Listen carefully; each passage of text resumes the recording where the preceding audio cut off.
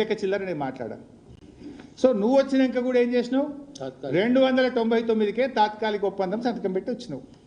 అయితే ఇంట్లో నీ సెక్రటరీ ఏమన్నాడు? 50-50 ఇవ్వాలి అని అన్నాడు.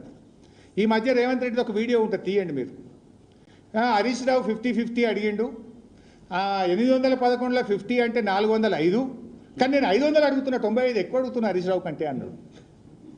ఈ ఎంత అమాయకుడా! అమాయకుడు కాదు, అవగాహన రహిత్యమా నాకు తెలియదు. మీరు వినింటారు కదా, ఒక మాట అన్నాడు, అరే హరీష్ 405 అడిగిండు 50-50, కానీ నేను మాత్రం 500 అడిగిన, హరీష్ రావు కంటే 95 ఎక్కువ అడిగిన అన్నాడు. ఆయనకు తెలియంది ఏంటంటే బీఆర్ఎస్ ప్రభుత్వము 763 టీఎంసీలు మాకు శాశ్వత హక్కు అని ట్రిబ్యునల్ ముందు పోరాడింది. అయితే ఈ 50-50 అనేది బీఆర్ఎస్ కూడా అడిగింది, నీ సెక్రటరీ కూడా అడిగింది కదా మరి 405. ఇది నువ్వు అడిగినట్టు కదా, మరి నీ సెక్రటరీ కూడా 50-50 ఇవ్వండి అని అన్నాడు కదా. దేనికోసం అడిగిండు? ఫైనల్ అవార్డు వచ్చేదాకా తాత్కాలికంగా శరసగమన చేసుకుందామని మీ సెక్రటరీ అడిగిండు.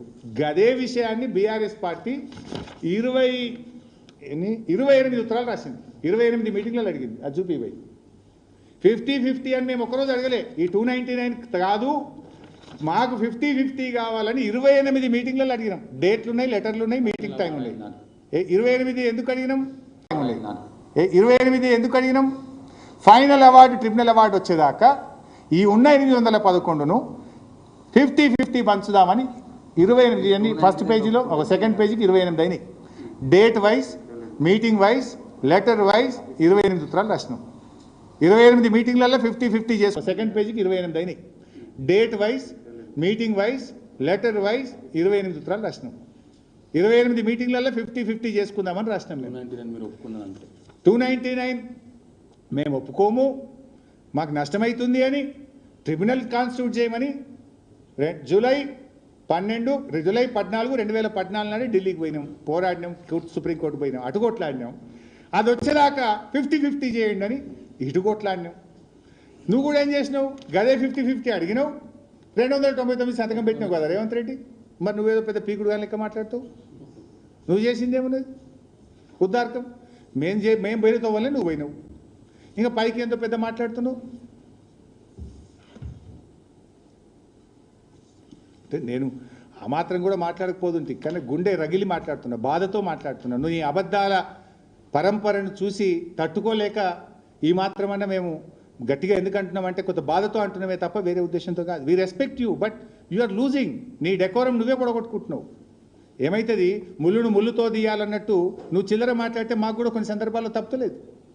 We are compiled, we are forced to talk like that.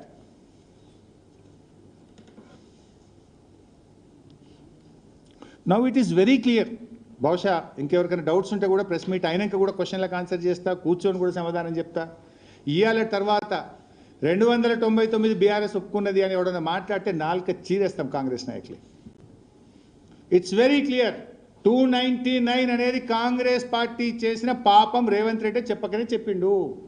ఈ మరణ శాసనం రాసిందే కాంగ్రెస్. నువ్వు చెప్పలేదా గోదావరిలో 968 కాంగ్రెస్ ఇచ్చిందని?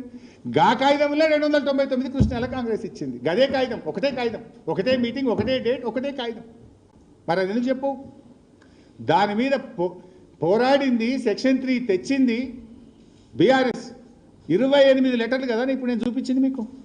28 meetings we raised for 50-50. Finally we got the award. ఇప్పుడు తెలంగాణ వాదనలు అయిపోయినాయి. నెక్స్ట్ ఆంధ్రప్రదేశ్ వాదనలు అయితే ఇంకొక 6 నెలల ట్రిబ్యునల్ అవార్డు వస్తుంది. 6 నెలలు గట్టిగా తనలాడితే 6 నెలలు వస్తుంది. అయిపోయాయి. నువ్వు గా పని చేయమంటే గీ చిల్లర ముచ్చటైందా Revanth Reddy? Now I think 299, 512 is clear. Banakacherla is clear. బన్కచర్లకు ఎట్లా ప్రగతి భవన్లో చీకటి ఒప్పందం అయింది, బజ్జీలు ఎవరు తినచ్చిండ్రు, ఏం జరిగింది అది క్లియర్ అయింది. కొట్లాడింది ఎవరు అది కూడా క్లియర్ చేసిన. నెక్స్ట్ ఇక నిన్న ఒక మాట మాట్లాడిండు. ఏం మాట్లాడిండు? కృష్ణా బేసిన్ మీద తెలంగాణ ప్రభుత్వం అంటే ప్రాజెక్టులు కట్టలేదట, అందువల్లనే మనకు అన్యాయం అయిపోయింది. ఉన్న 299 వాడుకోలేకపోతున్నాం. కాంగ్రెస్ పార్టీ చాలా ప్రాజెక్టులు కట్టింది, బీఆర్ఎస్ వచ్చినాక నిర్లక్ష్యం చేసింది అట. సిగ్గుండాల మాట్లాడుతందుకు. సోయి ఉండి మాట్లాడుతున్నారా, సోయి లేక మాట్లాడుతుర్రా? చూపిస్తే ఇప్పుడు నేను తలకాయ ఆడబెట్టుకుంటూ పెట్టుకో. ఒకసారి మహబూబ్నగర్ చూపి, కొంచెం పెద్దగా. బీఆర్ఎస్ పట్టుకోలేదట. నేను తలకాయ ఎడబెట్టుకుంటూ పెట్టుకో.